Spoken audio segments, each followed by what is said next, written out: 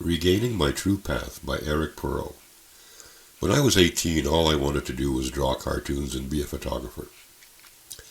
Few other things interested me with the exception of fishing and hunting, an odd pairing of passions. My grandmother bought me all manner of Nikon photographic equipment. My father built me a black and white film and print processing lab in the third bedroom of our modest duplex, and after some convincing agreed to send me to private art and design school, the Académie des Arts de Montréal, after I told them it was to become a quote-unquote commercial artist, which made it more palatable for him to accept versus law or some business administration or similar educational path.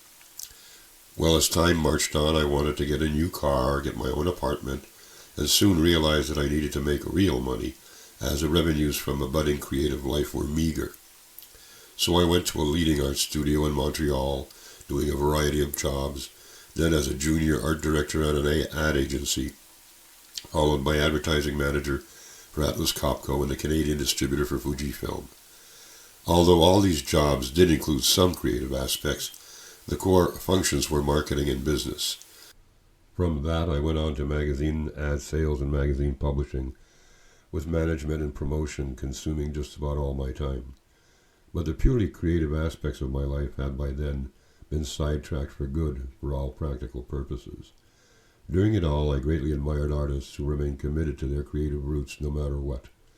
About 2 years ago, and pretty much at the end of my quote-unquote career, I woke up one day and dropped all the marketing, business development, and sales aspects, and have committed the rest of my life, however long it may be, to the pursuit of those interests that truly inspire me: cartooning, photography, and writing.